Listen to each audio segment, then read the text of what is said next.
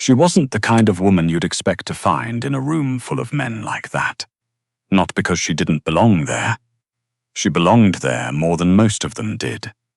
She knew every number, every account, every shell company running money through the Aldgate Group's books with the quiet efficiency of someone who had long ago decided that being invisible was the safest way to survive. She just didn't look the part. And in that world, looking the part was everything. Her name was Imogen Callery, 29 years old. Originally from Sudbury, Ontario, though she'd spent the last 4 years in Montreal working as a forensic accountant, first for a legitimate firm, then, through a series of introductions she hadn't entirely understood at the time, for a man named Doyle, Ronan Doyle. Most people in the city knew him only by the second name. The ones who worked for him called him Mr. Doyle. The ones who feared him, which was a considerably larger group, called him something else entirely, in hushed voices, when they were certain he wasn't nearby. They called him the architect, because unlike the men who led with violence and noise, Ronan Doyle built things, structures, systems, networks so precisely engineered that by the time anyone thought to look for the cracks, the foundation had already been poured over in concrete, and he was already 3 moves ahead. He was 41. Dark-haired, with grey threading through at his temples that he'd never bothered to hide. His face was the kind that didn't give much away, angular, watchful, with eyes the colour of deep harbour water that had the unsettling quality of appearing to focus on 2 things at once. He dressed well, but not showily.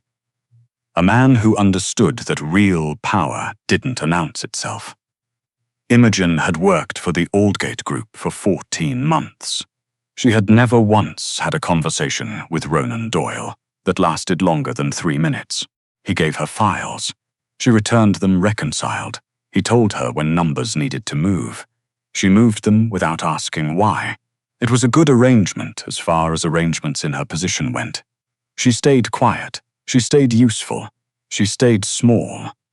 Small was something Imogen had a great deal of practice at. She wasn't short, actually. She was 5'6", which in any other context would have been entirely unremarkable, but she carried herself in the particular way of women who had spent years being told, in 1,000 small and large ways, that they took up too much space, that her body, soft and full and stubbornly curved, was somehow a problem to be apologized for. She wore dark colors, loose blazers, kept her auburn hair pulled back, made herself into something functional and forgettable, so that nobody would look too closely. It worked. Nobody looked too closely. Or so she thought. The night everything unraveled started with a reservation. Her friend Dana had made it, weeks in advance, at a restaurant called Saison Dorée on Rue Saint-Denis. The kind of place with heavy linen tablecloths and a sommelier who treated the wine list like a sacred text. It was Dana's birthday, and Dana had decided that Imogen needed to be taken out, dressed up, and reminded that she was, in Dana's words, a full-grown woman with a functioning heart and an absolutely criminal waistline that men have been failing to appreciate for entirely too long. Imogen had resisted. She'd made her standard excuses. Busy, tired, early morning. Dana had responded to each of them with a single text that said simply, "I'm not arguing with you," and then shown up at Imogen's apartment on Saturday afternoon with a garment bag over her arm and a look that brooked absolutely no negotiation. The dress was burgundy, deep and rich and cut in a way that didn't try to minimize anything. It worked with her shape instead of against it, nipping at her waist and sweeping down over the curve of her hips in a clean, deliberate line. The neckline was modest enough to be elegant. The fabric had a subtle shimmer to it, like embers. "I can't wear this," Imogen said, when she'd come out of the bathroom. "You absolutely can," Dana said, without looking up from her phone. Then she looked up. Her face did something complicated. "Oh, Imogen." "What? You look stunning." Imogen had looked at herself in the full-length mirror on the back of the bedroom door for a long moment. She didn't entirely recognize the woman looking back. She looked, real, present, like someone who had decided for one evening to stop disappearing. She told herself it was just a birthday dinner. She told herself it didn't mean anything. Saison Doré was exactly as beautiful as its reputation promised. Candlelight caught the gold rims of the glassware. A quartet played something understated near the back. The maitre d' seated them at a corner table by the window overlooking the street, and Imogen spent the first 10 minutes pretending to study the menu, while actually just breathing the room in. The warmth of it, the low hum of conversation, the strange luxury of being somewhere that felt designed for pleasure rather than efficiency. Their waiter was a young man named Theo. Not the Theo from her files, a different one entirely, and he had the good manners to look genuinely pleased to be serving them, which Imogen appreciated. She ordered the duck. Dana ordered 2 glasses of champagne before they'd even looked at the cocktail list. To being 33, Dana said, lifting her glass. To being 33, Imogen agreed. They were halfway through their appetizers when the door opened. Imogen didn't see him immediately. She was listening to Dana describe a disastrous date from 2 weeks ago, involving a man who had brought his own hot sauce to a restaurant, and asked whether the kitchen could work around it. It was exactly the kind of story that required full attention to appreciate properly, so she was laughing, genuinely laughing, when she became aware of a shift in the room, the specific subtle change in the air that happens when someone with a great deal of authority enters a space. She looked up. Ronan Doyle stood just inside the entrance. He was wearing a charcoal jacket over a dark shirt, no tie, and he had the particular stillness about him that she'd observed in all their brief professional encounters. The stillness of a man who had never once in his adult life needed to announce himself, because every room he entered rearranged itself around him automatically. He was with 2 men she recognized from the building. Not bodyguards, exactly. More like associates who happened to be very large and very attentive, and he was speaking quietly to the maître d', who was nodding with the focused energy of someone trying very hard to be helpful. Then his eyes moved across the room, the way they always did, the way she'd noticed even in those brief 3-minute exchanges, cataloging, assessing, filing, and they landed on her. Imogen felt the moment he recognized her. It wasn't dramatic, it was just a pause. The smallest interruption in the steady sweep of his gaze, a fraction of a second where something registered and was filed away.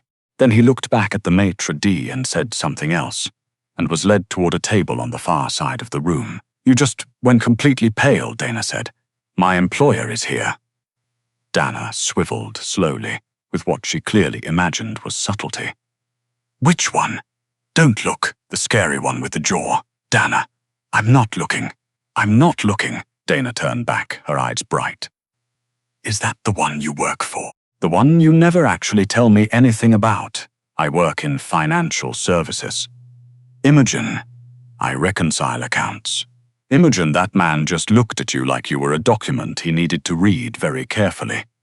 "You're projecting." "I'm not projecting. I have excellent vision and no shame, and I am telling you that man looked at you." Imogen picked up her fork and focused very deliberately on her salad. "He's my employer. He's sitting across the room. Everything is fine. Tell me more about the hot sauce man." Dana told her more about the hot sauce man. Imogen listened and laughed at the right moments and did not look across the room. She was aware of him the way you're aware of a weather system moving in from the north, not visible exactly, just present. The trouble started about 20 minutes later when a man arrived at their table.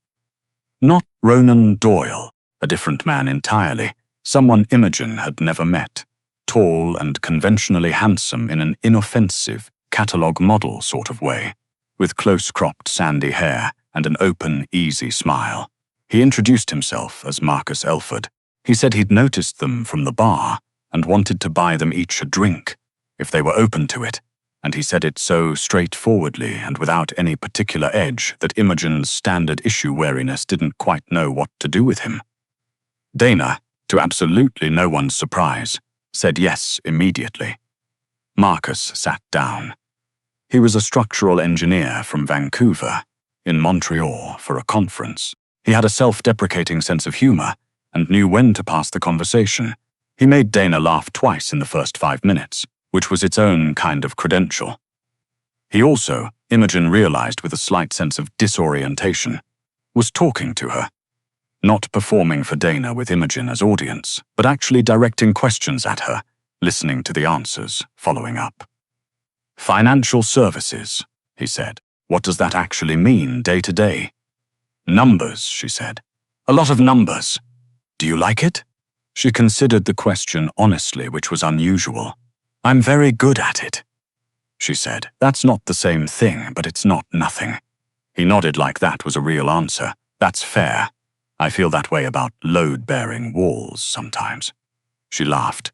She didn't mean to quite. It just came out, and she did not notice, because she was laughing, and the candles were warm, and Marcus Elford was genuinely pleasant company, that across the restaurant, Ronan Doyle had stopped talking to his associates entirely. She found out about it later, about what he'd seen. From her angle, of course, she'd only experienced her own table, the warmth of the wine, Dana's delighted scheming, Marcus's easy conversation, the duck that turned out to be exceptional.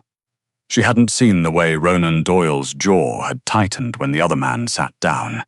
She hadn't seen him lift his water glass and set it back down without drinking from it.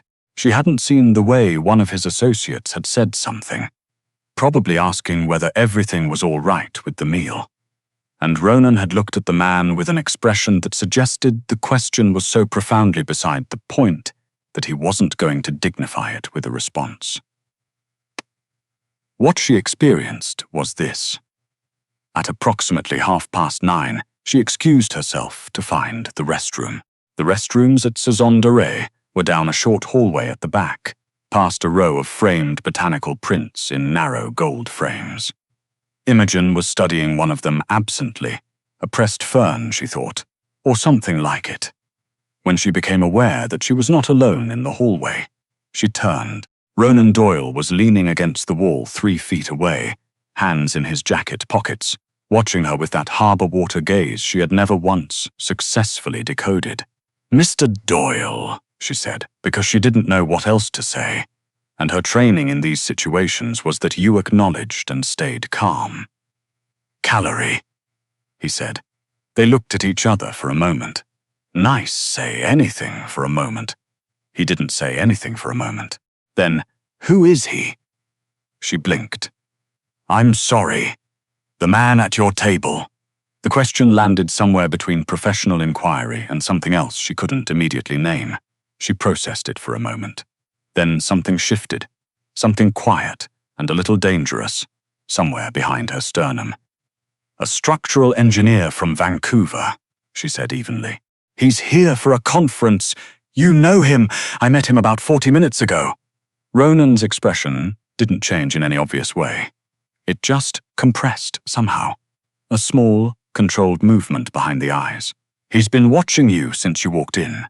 With respect," Imogen said, keeping her voice very steady. "That's not something I'd expect you to have noticed." Something shifted in his face. Not much. Enough. "It's a birthday dinner," she said. "For my friend. I'm going to go back to the table now." She walked past him. He didn't stop her. She was very careful not to let her heels falter on the hardwood even slightly. The rest of the evening proceeded without incident, on the surface. Marcus exchanged numbers with Dana. He shook Imogen's hand warmly when they parted on the street. He said it had been genuinely one of the better random encounters he'd had in a long time. He was perfectly nice about it. He was perfectly nice about everything. Imogen took a cab home. Dana texted her 3 times from the Uber. First a series of fire emojis, then a question mark, then, "Your boss was watching you all night. I have eyes in the back of my head. I am not making this up." Imogen put her phone face down on the nightstand and stared at the ceiling for a very long time. She thought about Ronan Doyle's voice in that hallway, the question he'd asked.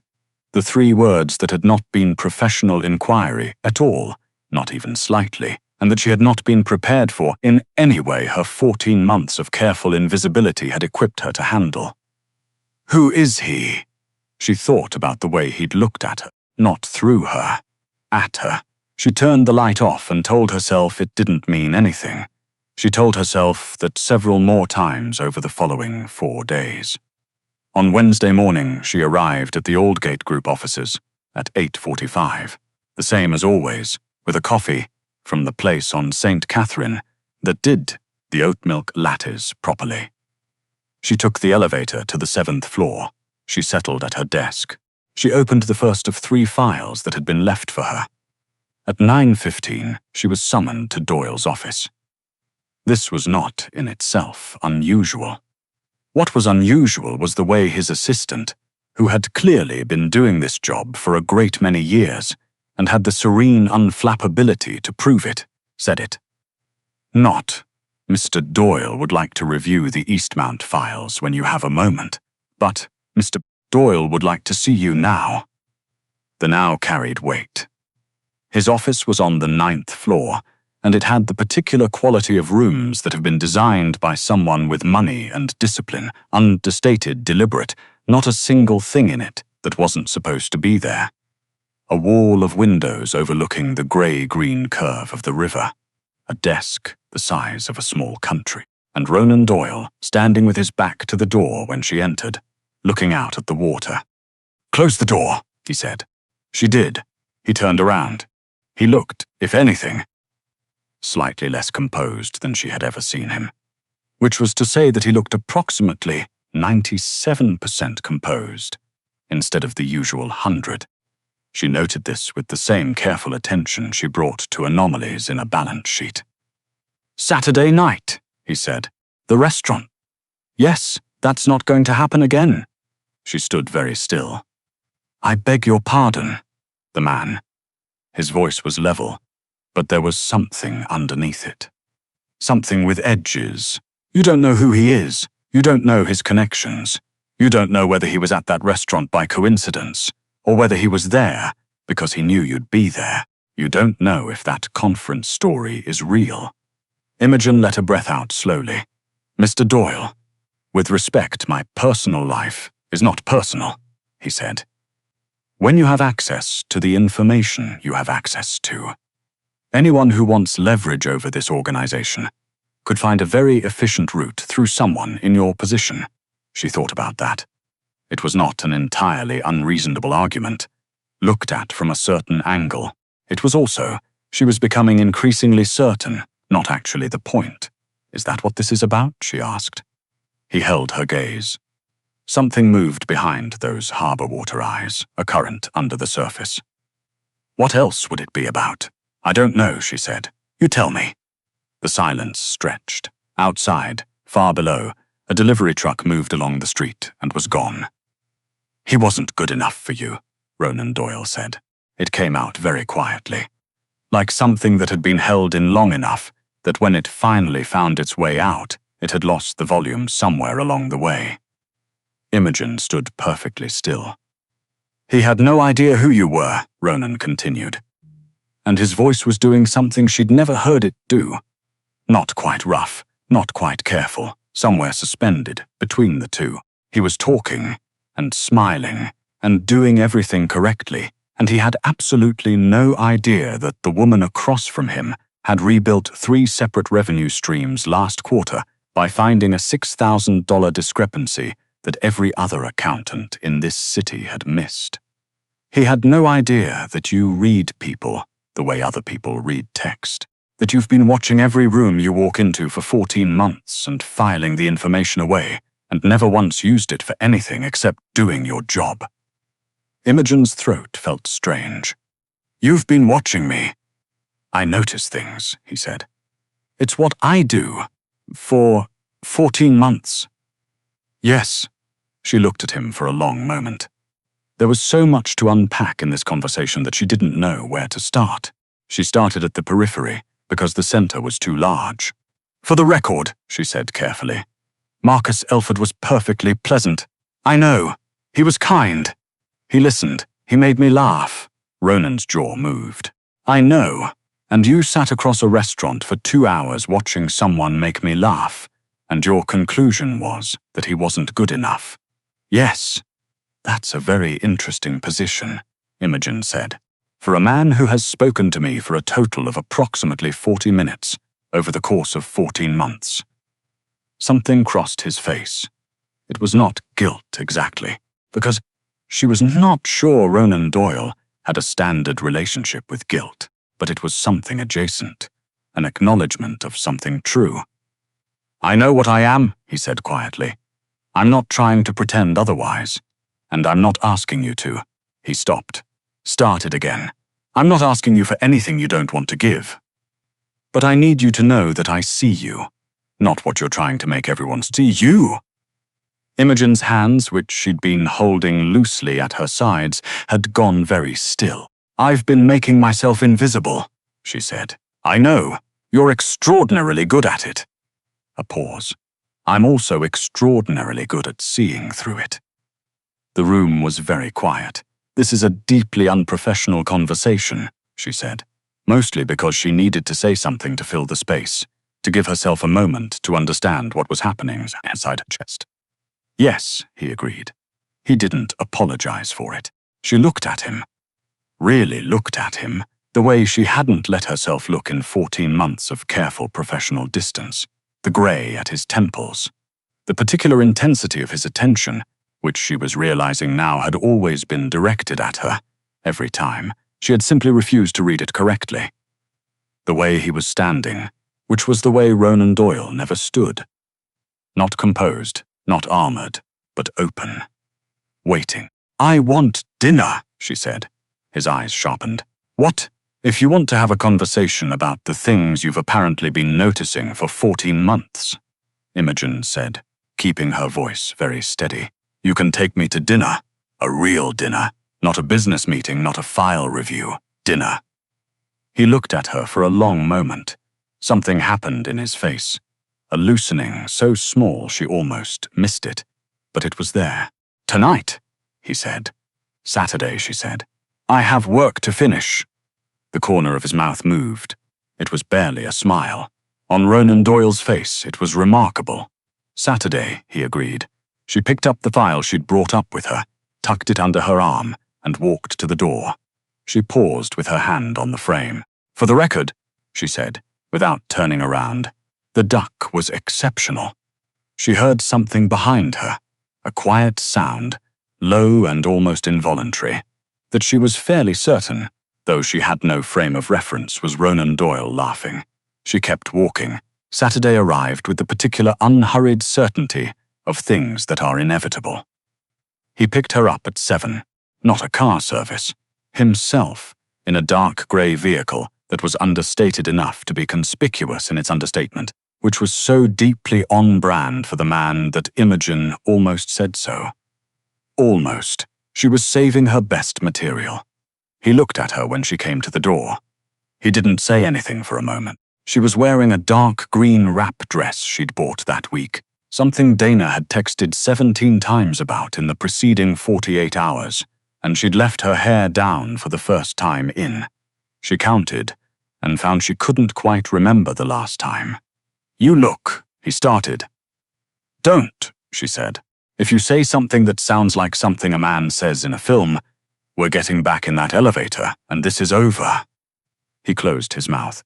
Then, slowly, deliberately, I was going to say you look like yourself. She held his gaze. That's better. He took her to a small restaurant in the plateau that she didn't know. Not a performance restaurant, not a place designed to impress, but somewhere warm and lived in with mismatched chairs and a menu that changed daily and a sommelier who clearly trusted that the people who came here already knew what they wanted.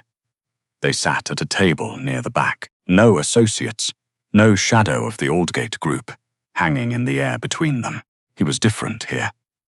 Not softer, exactly. She suspected Ronan Doyle was never entirely soft, but less armored. He asked her about Sudbury, about what it was like to grow up there.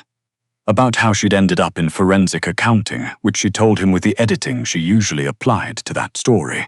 And then, after a pause, without the editing. He listened the way he apparently did everything, with complete, unsettling attention. She asked him about the first time he'd understood what power actually cost. She expected him to deflect. He didn't. He thought about it for a moment, honestly, and then he told her, in the specific and unembellished ways of someone who had made peace with a true thing, even when the true thing wasn't comfortable.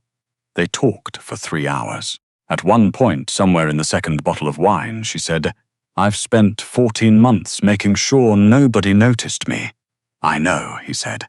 "It worked on everyone. It did, except you, except me."